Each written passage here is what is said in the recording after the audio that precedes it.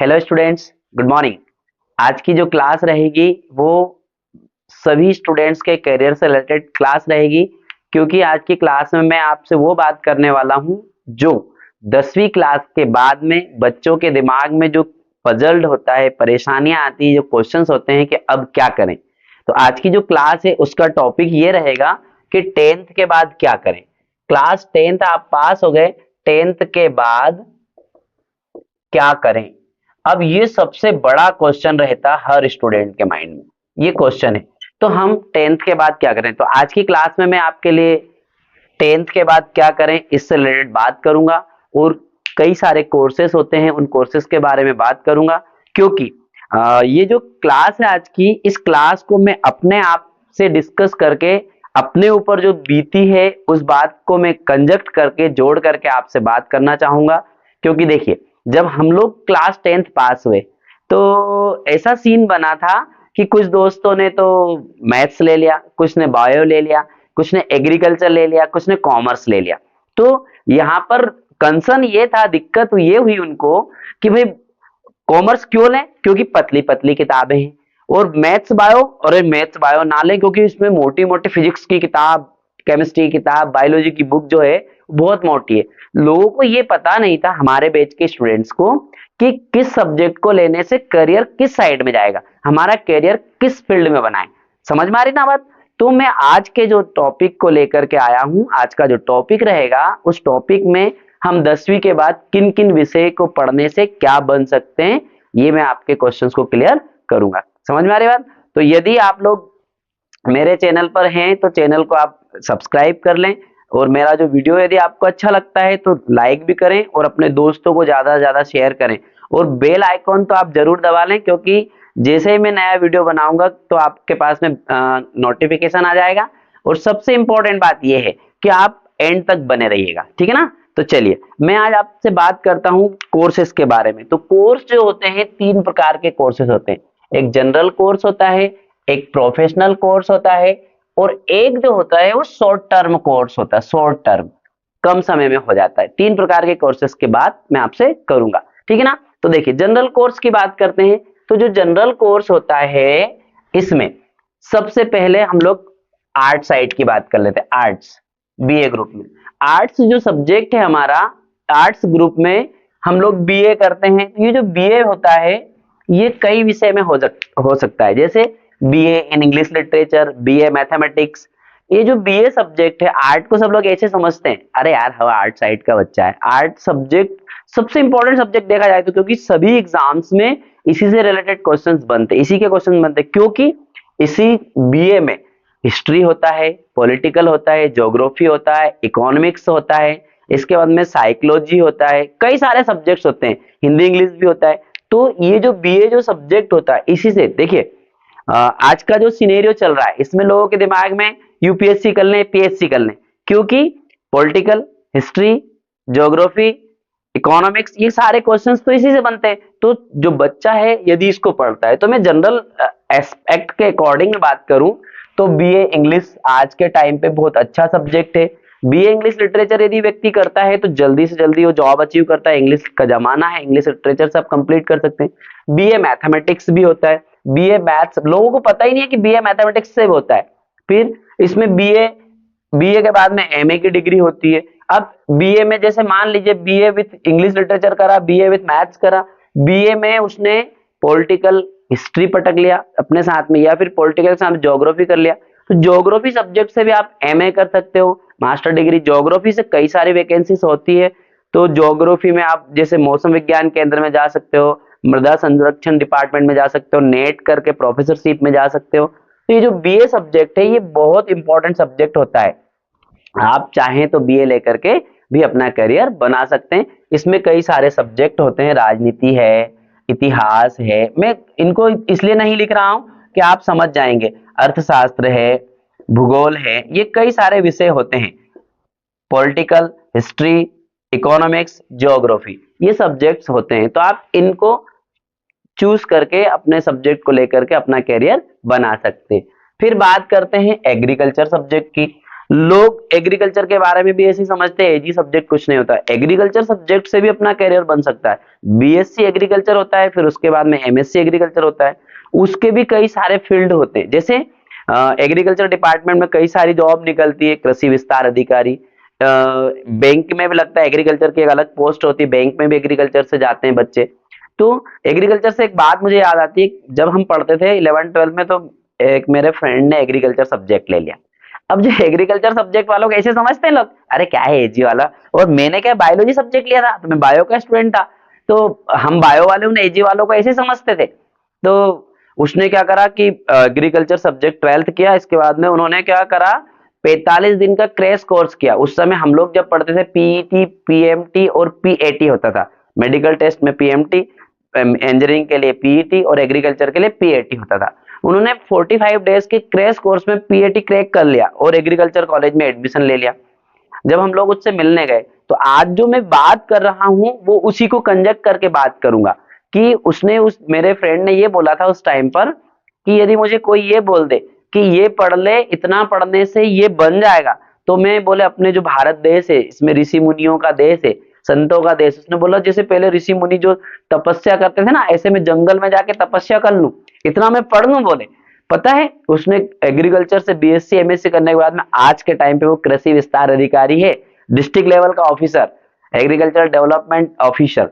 तो लोग जो है जानकारी रखते नहीं, हम लोगों को जानकारी थी नहीं, उसने पता नहीं पढ़ा होगा, किसी से पूछा होगा, समझा होगा, तो उसने अपने आप को डेवलप कर लिया, तो बहुत बड़ा अधिकारी बन गया। तो एग्रीकल्चर में भी आपके कई सारे जॉब अपॉर्चुनिटी और करियर अपॉर्चुनिटी मिलती है, आपका भविष्य अच्छा बन सकता है। फिर बात करते हैं कॉमर्स की। कॉमर्स फील्ड जो है, कॉमर्स की फील्ड भी बहुत अच्छी है। कॉमर्स में मैं आपको बताऊं कि बैंकिंग लाइन होती है। इसके बाद में आप आज के टाइम पे बिजनेस का जो मेन जो थीम है वो कॉमर्स की रहती है। कॉमर्स का व्यक्ति जो है दुनिया में सबसे वास्ट नॉलेज रखता है और दुनिया में कहीं भी जाकर के अपने आप को स्थापित कर सकता है। अभी ये अपने मध्य प्रदेश शासन में अपर मुख्य सचिव है मिस्टर कांसोटिया सर। उन्होंने बोला कि जब हम पढ़ते थे, वो राजस्थान के हैं बेसिकली, तो उन्होंने बोला कि हमारे कॉलेज में जब हम जाते थे तो बोले यदि मान लो 300 पोस्ट है वहां पर, 300 मतलब सीट है, तो उसमें से 40-50 साइंस स्ट्रीम में जाते थे, 40-50 बीए स्ट्रीम में जाते थे, बाकी सारे के सारे कॉमर्स में जाते थे, क्योंकि कॉमर्स का जो एरिया बड़ा है, बैंकिंग लाइन का करियर से ज्यादा है उसमें, और जीवन से जुड़े हुए उसमें स्ट्रीम रहते हैं। तो वो व्यक्ति, उन्होंने सर ने बताया कि कॉमर्स में भी बहुत सारी लाइन है, व्यक्ति चाहे तो कॉमर्स ले। एक और वाक्य है इससे कि कॉमर्स का जो व्यक्ति होता है वो कई सारे विचारों को सुनता है, पढ़ता है। यदि 10 विचारकों की बात सुनी तो 11वां विचार फिर उसके दिमाग में आ जाएगा वहां पर। तो कॉमर्स से व्यक्ति का मानसिक विकास भी होता है। कॉमर्स में भी कई सारे करियर, बैंक है। आप अभी एक हमारे सर है, उनकी बेटी जो है चार्टर्ड अकाउंटेंट बनी, सीए बनी है बच्ची। तो व्यक्ति यदि चाहे, उसको उसके सब्जेक्ट का नॉलेज मिलता है, तो वो करियर में आगे बढ़ सकता है। तो कॉमर्स में भी बहुत सारी लाइन है। फिर हम बात करते हैं साइंस की। साइंस में दो प्रकार की स्ट्रीम बन जाती है, बायो ग्रुप हो जाता है और मैथ्स ग्रुप हो जाता है। इसमें पीसीबी मतलब फिजिक्स केमिस्ट्री बायोलॉजी, और इधर पीसीएम फिजिक्स केमिस्ट्री मैथ्स, इस तरीके से स्ट्रीम अलग अलग हो जाती है। अब हम लोग बात करें तो इसमें बीएससी बायो, बीएससी जो ग्रुप होता है बायोलॉजी का, उसमें बीएससी बायो में, बीएससी में कई सारे सब्जेक्ट होते हैं साइंस ग्रुप में, जैसे माइक्रोबायोलॉजी होता है, बायोटेक्नोलॉजी होता है, एक्वाकल्चर होता है, प्लेन बीएससी होता है, बॉटनी जूलॉजी लेकर के बीएससी कर सकता है, एमएससी कर सकता है। और साइंस में कई सारी वैकेंसीज भी निकलती है। मैथमेटिक्स की यदि बात करें तो मैथमेटिक्स से बच्चा इधर जो है सबसे एनडीए में जा सकता है, टेक्निकल सब्जेक्ट रहता है, एनडीए में जा सकता है, एयर फोर्स में जा सकता है। इसके बाद में एयर फोर्स में जा सकता है और एनडीए में जा सकता है। इसके अलावा जितनी भी टेक्निकल फील्ड होती है, उस टेक्निकल में भी बच्चे जो है मैथ्स के ही बच्चे को सिलेक्ट करते हैं। तो मैथमेटिक्स से अपन इधर कैरियर बना सकते हैं। फिर हम लोग बात करें इन दोनों सब्जेक्ट में कि आप जो है नेट की एग्जाम दे सकते हैं या फिर आप एमएससी भी कर सकते हैं। नेट से पहले आप एमएससी कर सकते हैं दोनों सब्जेक्ट में। एमएससी इधर मैथ्स से हो सकती है, एमएससी फिजिक्स से हो सकती है, इधर एमएससी केमिस्ट्री से हो सकती है। मतलब साइंस स्ट्रीम में भी कई सारा करियर है, प्रोफेसर भी बन सकते हैं आप नेट का एग्जाम दे करके आप प्रोफेसरशिप में जा सकते हैं। फिर यदि सभी सब्जेक्ट का हम कंक्लूड करें तो इन सभी सब्जेक्ट में हम जो जो है प्रशासनिक अधिकारी जो है प्रशासनिक सेवा में भी जा सकते हो। इन सब्जेक्ट को लेकर के भी हम लोग जो है पीएससी यूपीएससी में स्टेट पीसीएस और जो है यूपीएससी में भी हम लोग इन सब्जेक्ट को लेकर के फाइट कर सकते हैं। फिर हम लोग बात करते हैं भाई प्रोफेशनल कोर्सेज की। अब ये तो हमारा जनरल कोर्स हो गया, हम प्रोफेशनल कोर्स की बात करें तो प्रोफेशनल कोर्सेज में पॉलिटेक्निक होता है, फिर आईटीआई होता है और इसके बाद में पैरामेडिकल होता है। अब देखिए यहाँ पर लोगों को इतनी जानकारी नहीं होती। अब हम लोग जब पढ़ते थे ना, हमारे टीचर्स ने हमको बताया ही नहीं, हमारे साथ तो इतना मतलब क्या बोले कि बेकार सा जो पिक्चर है दिमाग में। टीचर्स, कई टीचर्स के मुंह से हमने ये सुना था, हम लोग नहीं बोले गुरु तो गुरु होते हैं, लेकिन कुछ टीचर्स बोलते थे पढ़ो तो पढ़ो नहीं तो भाड़ में जाओ। हमको बताया ही नहीं किसी ने कि ये सब्जेक्ट ले लो, यदि ये सब्जेक्ट ले लेंगे तो आप यहाँ पहुंच जाओगे। तो उन सबको ध्यान में रखते हुए मैंने आज ये वीडियो बनाया है बच्चों के लिए। और ये वीडियो बनाने का मेरा उद्देश्य सिर्फ ये है कि आपको विषय का नॉलेज हो, 10वीं के बाद आप क्या करें। तो देखिए हम लोग 10वीं के बाद में क्या करें ये इंपॉर्टेंट बात है। तो हम लोग जनरल कोर्स के बाद में हम प्रोफेशनल कोर्स में जाएंगे। पॉलिटेक्निक करता है व्यक्ति, जो पॉलिटेक्निक करता है तो ये पॉलिटेक्निक 3 साल का होता है, 3 इयर्स का होता है। व्यक्ति 3 साल जो है पॉलिटेक्निक कोर्सेज करता है। पॉलिटेक्निक कोर्स में जो है सबसे इंपॉर्टेंट बात, लोग पता ही नहीं है यार, जूनियर इंजीनियर बनता है। पॉलिटेक्निक कोर्स में व्यक्ति जूनियर इंजीनियर बनता है, इंजीनियर बनता है। अब जूनियर इंजीनियर बन गया वो, तो एक तो ये बात कि जूनियर इंजीनियर बनता है, कई सारी कंपनी से आज का जमाना जो है वो पीपी का 3P वाला मॉडल चल रहा है, पब्लिक प्राइवेट पार्टनरशिप वाला, प्राइवेट पब्लिक पार्टनरशिप वाला पीपीपी। तो इसमें क्या है, निजीकरण हो रहा है, प्राइवेट लाइजेशन हो रहा है, तो प्राइवेट सेक्टर में बहुत जल्दी उसको जॉब मिलती है। आज देखिए आप लोग रोड बन रहे हैं, कई सारे ब्रिजेस बन रहे हैं, कंस्ट्रक्शन हो रहा है, हमारा जो भारत देश है इसमें कई सारे मेट्रोज बन रहे हैं। तो इस डिप्लोमा किए हुए जो कोर्सेस होते हैं, सॉरी ये प्रोफेशनल कोर्सेस के जो डिग्रीज होती है पॉलिटेक्निक की, इससे व्यक्ति बहुत जल्दी आगे बढ़ सकता है। हर डिस्ट्रिक्ट लेवल पर गवर्नमेंट पॉलिटेक्निक कॉलेज होता है। यदि आप एक एग्जाम फाइट होती है पीपीटी की एग्जाम देकर के आप जो है पॉलिटेक्निक कॉलेज में एडमिशन ले सकते हैं। यदि पीपीटी के एग्जाम में फाइट नहीं होता है तो कई सारी प्राइवेट पॉलिटेक्निक कॉलेजेस भी होते हैं, प्राइवेट इंस्टीट्यूशन से भी आप लोग अपने कोर्सेज को कर सकते हैं। अच्छा एक और अच्छी बात, 3 साल के बाद आप 4th ईयर में, 3 साल के बाद जो 4th ईयर होता है इसमें डायरेक्ट आप जो है बीटेक में भी एडमिशन ले सकते हैं, डायरेक्ट बीटेक में एडमिशन ले सकते हैं आप। ये बहुत इंपॉर्टेंट चीज इसमें होती है। तो हम लोग आपको बता रहे हैं कि पॉलिटेक्निक कोर्सेज बहुत इंपॉर्टेंट होते हैं, उसमें भी आप एडमिशन ले सकते हैं। फिर हम बात करते हैं आईटीआई की।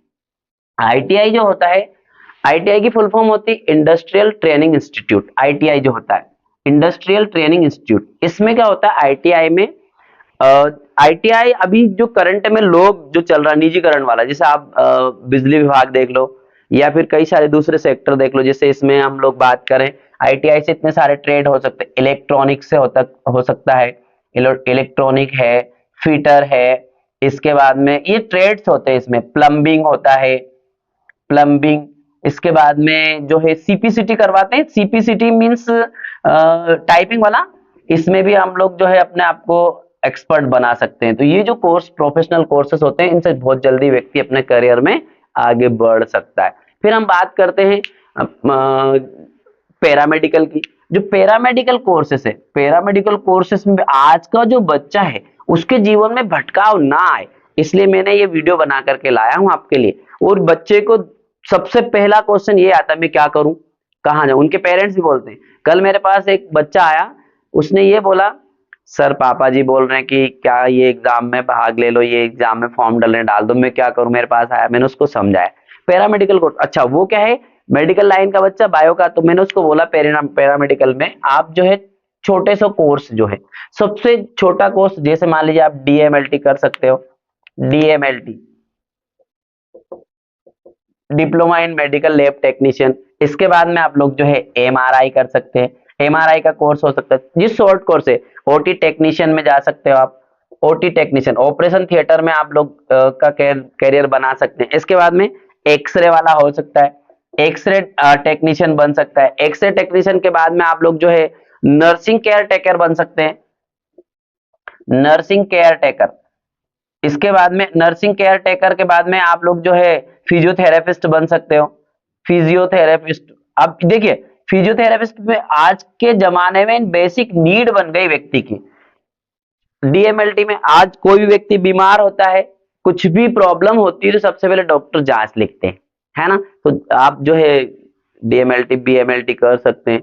इसके बाद में और भी फार्मासिस्ट हो सकता है, फार्मेसी में कंपनी में जा सकते हो। ये पैरामेडिकल कोर्सेस होते हैं। तो हम लोगों ने बात करी जनरल कोर्सेज जो होते हैं उसकी, इसके बाद में प्रोफेशनल कोर्स। इसके बाद में प्यारे बच्चों मैं आप लोगों के लिए एक और बात कर रहा हूँ शॉर्ट टर्म कोर्सेज की। शॉर्ट टर्म कोर्स भी आज के जो बच्चे हैं उनके लिए बहुत इंपॉर्टेंट है, जो परेशान भी नहीं होना चाहते और कुछ बच्चे ऐसे जिनके घर का बैकग्राउंड भी अच्छा ना हो या फिर जल्दी से करियर में कुछ अच्छा करना चाहते हैं, तो शॉर्ट टर्म कोर्स भी होते हैं। अच्छा ये जो शॉर्ट टर्म कोर्स होते हैं बेटा, ये 6 महीने से लेकर 2 साल तक के लिए होते हैं। 6 मंथ टू 2 ईयर्स, 6 महीने से 2 साल के बीच के। जैसे diploma in data entry operator, diploma कर सकते हैं डाटा एंट्री ऑपरेटर में। इसके बाद में ब्यूटी टेक्नीशियन बनता है, ब्यूटी टेक्नीशियन का डिप्लोमा होता है, डिप्लोमा इन ब्यूटी टेक्नीशियन। अभी एक हमारे रिश्तेदार हैं, उनकी बहू जो है एक अधिकारी बनी, मतलब उसकी जॉब लगी, तो वो ब्यूटी टेक्नीशियन का उसने एक डिप्लोमा कर लिया था। जब वो पॉलिटेक्निक कॉलेज में पढ़ती थी, कहीं ना कहीं पढ़ रही होगी, तो उसने ये कोर्स कर लिया। लोगों को पता ही नहीं है, पता ही नहीं है। जब वो उसकी जॉब लगी, जब पता कि ब्यूटी टेक्नीशियन, लोग इसको ब्यूटी पार्लर ही समझ रहे, पार्लर का कोर्स करती। इसका एक डिप्लोमा था ब्यूटी टेक्नीशियन का, उसका सिलेक्शन हुआ और बच्ची जॉब कर रही है। इसके बाद में डिप्लोमा इन पोल्ट्री फार्मिंग, मुर्गी फार्म के लिए भी डिप्लोमा होता है, पोल्ट्री फार्मिंग के लिए भी। इसके बाद में डिप्लोमा इन गोट फार्मिंग। अभी कई सारे बिजनेस चल रहे हैं, हर स्टेट में चल रहे हैं। भारत सरकार जो है लोगों को क्या बोलते हैं, निर्भर भारत बनाने के लिए, आत्मनिर्भर भारत बनाने के लिए कई सारे कोर्सेज करवा रहे हैं। तो ये जो शॉर्ट टर्म कोर्सेज होते हैं वहां पर हमको बेनिफिशियल होते हैं। इसके बाद डिप्लोमा इन केटल फीड में भी, जानवरों का भोजन जो केटल फीड होता है उनके लिए भी। डिप्लोमा इन डेंटल टेक्नीशियन, दांत, इसके लिए भी लैब क्लिनिक खोल के बैठ सकता है व्यक्ति, लैब में जाकर के भी अपनी काम कर सकता है। डिप्लोमे इनके पास होते हैं तो बच्चों को काम पे रखते हैं लोगों को। इसके बाद में डिप्लोमा इन फोटोग्राफी, आजकल फोटोग्राफी वेडिंग में कई जगह पर बड़े बड़े सेमिनार ओकेशंस होते हैं, तो डिप्लोमा इन फोटोग्राफी में कर सकते हैं। इसके बाद में diploma in event manager, in event management. Event management में हम लोगों ने आजकल देखा कई सारे जो लोग हैं बेचारे जो बेरोजगार हैं, हम लोग बड़े बड़े शादी फंक्शन में जाते हैं तो बड़े बड़े स्टॉल लगते हैं, वहां पर वो आजकल उसका इवेंट करवाने के लिए इवेंट मैनेजर बनता है। तो इवेंट मैनेजमेंट कोर्स भी होता है, उसका डिप्लोमा होता है, उसमें भी आप कर सकते हैं। डिप्लोमा इन साइबर कैफे, आजकल साइबर का बहुत स्ट्रॉन्ग मामला हो गया। यदि कोई भी किसी प्रकार का क्राइम करता है तो साइबर का डिप्लोमा होता है, उससे आप लोग जो है पुलिस प्रशासन में और कई जगह पर भी, और अपने आप को भी बचा सकते हैं, अपने परिवार को भी बचा सकते हैं। आजकल मोबाइल और इंटरनेट का जमाना है, तो साइबर का भी डिप्लोमा होता है। डिप्लोमा इन जर्नलिज्म, पत्रकारिता, इसमें भी डिप्लोमे होते हैं। बड़े बड़े इंस्टीट्यूट इसका डिप्लोमा करवाते हैं, कोर्सेज डिग्रियां भी होती है, तो जर्नलिज्म कर सकते हैं। Diploma in hotel management, hotel management का भी डिप्लोमा होता है। तो ये शॉर्ट टर्म कोर्सेज होते हैं। तो मैं आज के इस सेशन में आप लोगों से यही बात करने वाला हूँ, कर रहा हूँ, मतलब आई मीन कि ये जो कोर्सेज होते हैं आप इनके बारे में पढ़िए, इनके बारे में समझिए। यदि कुछ भी डाउट हो तो हमें कमेंट बॉक्स में कमेंट करके बताएं कि सर इसका और किस तरीके से करें, तो मैं और आपको डीपली इसको बताऊंगा, पर्सनली उस सब्जेक्ट के बारे में सारी डिटेल में आपको एक्सप्लेन करके बता दूंगा।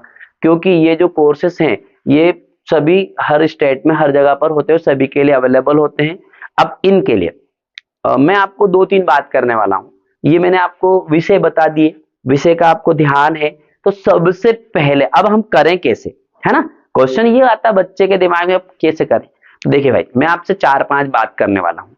सबसे पहली बात, आप अपना घर का, अपने एटमॉस्फेयर का, बैकग्राउंड का ध्यान रखें। अपना बैकग्राउंड क्या है, आपके घर का माहौल कैसा है, बैकग्राउंड का ध्यान रख के काम कर। ऐसा ना कि आपके दोस्त ने वो सब्जेक्ट ले लिया, आपके दोस्त ने उस कॉलेज में एडमिशन ले लिया तो मैं भी लूं, ऐसा नहीं। आपके बैकग्राउंड का आपका पता आपको ध्यान रखना है। इसके बाद आप मानसिक रूप से प्रिपेयर हो जाएं कि मुझे ये करना है।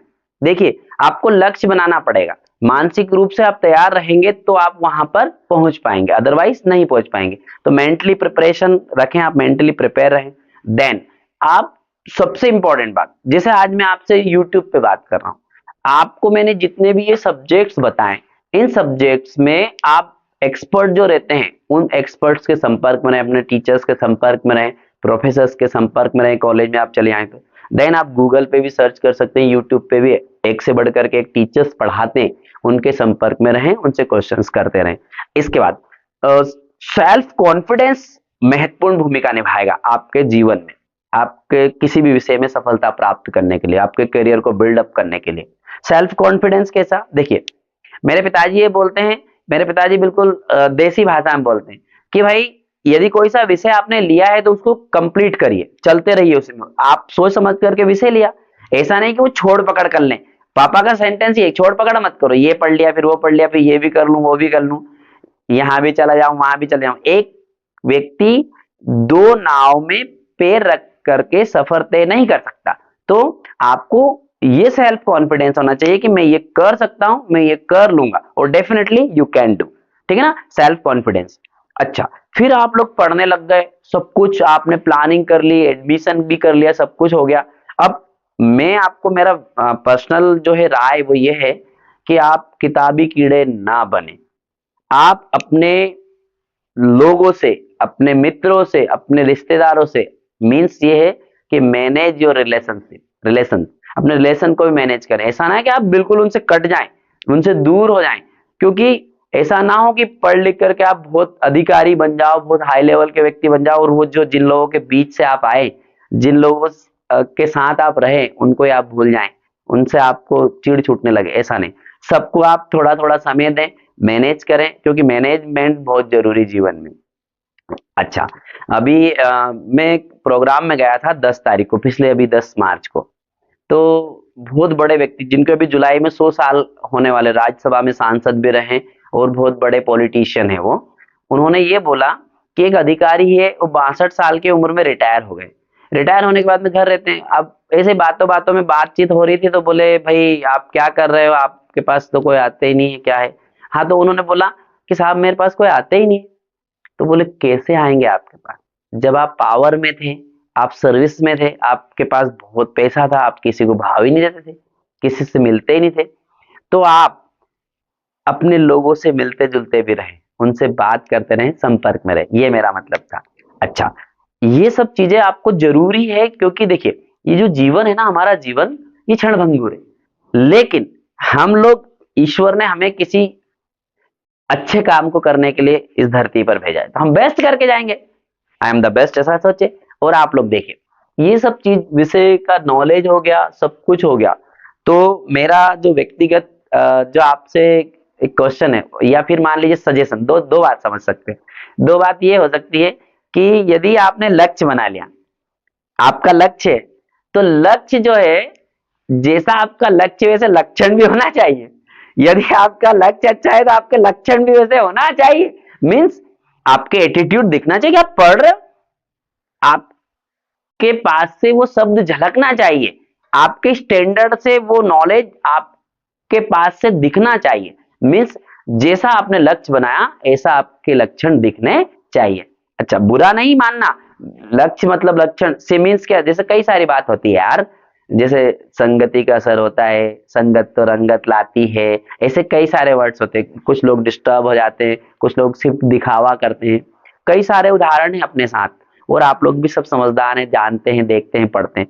तो इन सबको मैं कंक्लूड करते हुए सिर्फ एक ही बात बोलना चाहूंगा, आप हमेशा पॉजिटिव सोचें और अच्छा सोचें, ये सब विषय का नॉलेज रखें और आगे बढ़ें। ईश्वर आपको सफलता देगी, क्योंकि ऑलमाइटी गॉड ने हमको किसी भी अच्छे कार्य के लिए यहाँ पर भेजा है, तो वो आपका अच्छा कार्य आपको ध्यान में रखते हुए काम करना है। मैं बहुत शुभकामना आपको प्रेषित करता हूँ, जीवन में आप सफल होंगे। और यदि किसी भी प्रकार की कोई सी भी समस्या यदि आपको जाती है, तो मुझे कमेंट बॉक्स में कमेंट करके जरूर बताएं, मैं आपकी समस्या का समाधान जरूर करूंगा। All the best.